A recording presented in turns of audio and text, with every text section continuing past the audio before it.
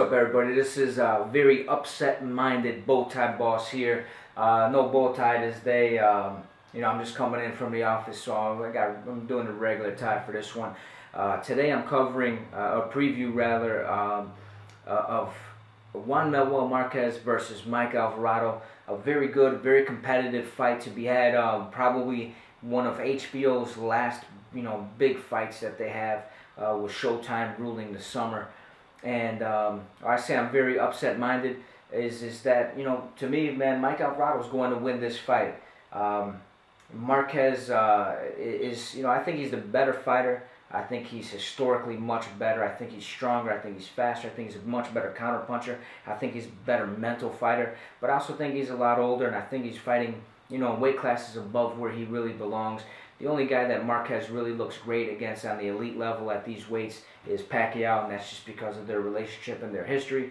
But on May 17th, you're going to see Mike Alvarado move into another level as he picks up another victory against Juan Manuel Marquez in this bout coming up. So, I'm going to jump right into my keys to victory here. And the reason why I think Alvarado is going to win this thing against Marquez.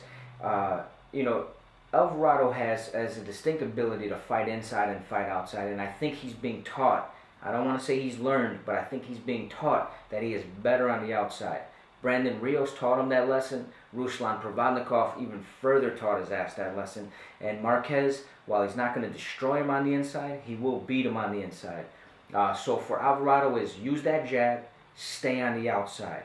What he needs to do is pick up the first 3 to 4 rounds, just moving around, just jabbing from that outside, throwing that just 1, 2, 3, back off, maybe push him off or something like that. But keep that fight on the outside. Move your back along those ropes if you need to, but do not engage in the first 3 to 4 rounds.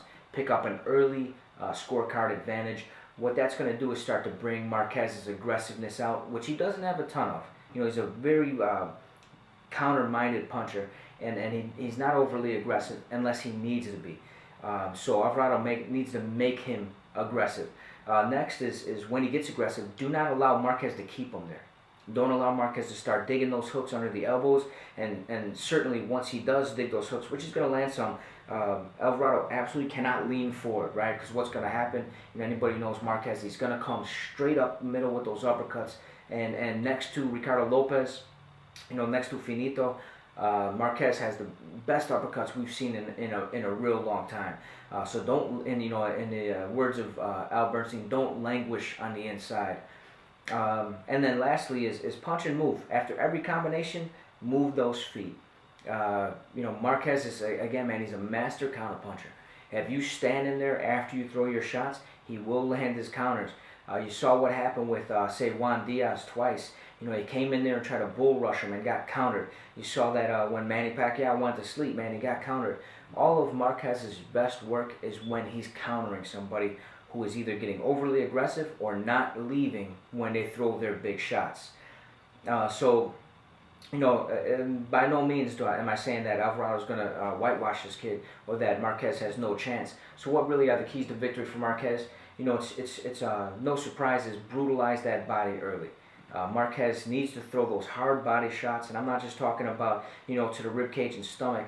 I mean, he's got to hit the elbows, he's got to hit the hips, he's got to land a lot of body shots up and down the length of the torso, man. He's got to be landing, chest shots, jabbing to the stomach, especially under the jab of Alvarado, and really making this thing uncomfortable for Alvarado, where Alvarado's heart rate starts to pick up, and then Alvarado dips into what he did against Brandon Rios the first time, and against Provodnikov a little bit, is trying to get in there and get payback, right? If you hit him hard enough, the kid will try to get payback, and that's where Marquez needs him.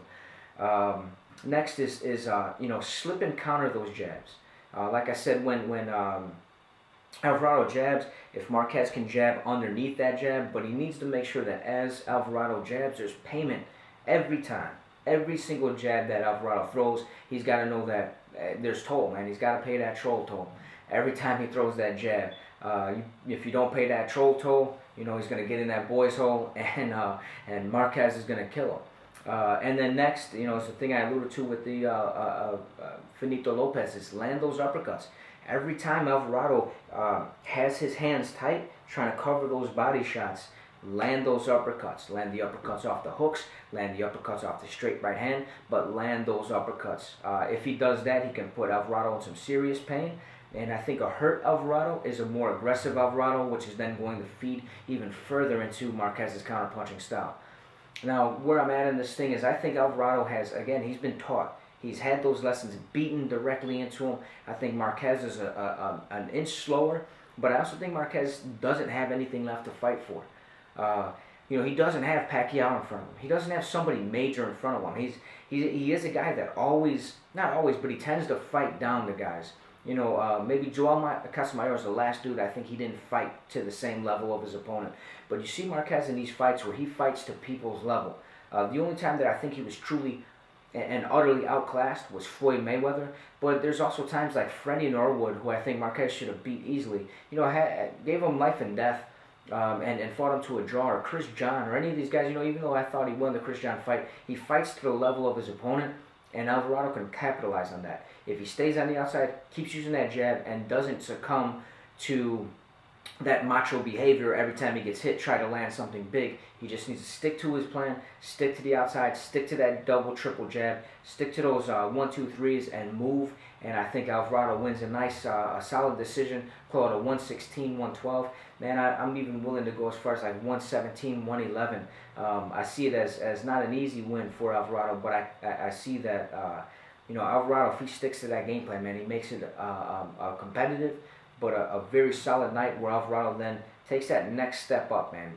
He's going to find himself getting a nice big money fight in this win after Marquez. Maybe he even gets himself a Manny Pacquiao if HBO and Showtime can't figure out this Mayweather business. So again, it's the Bowtie Boss with Alvarado over Juan Manuel Marquez.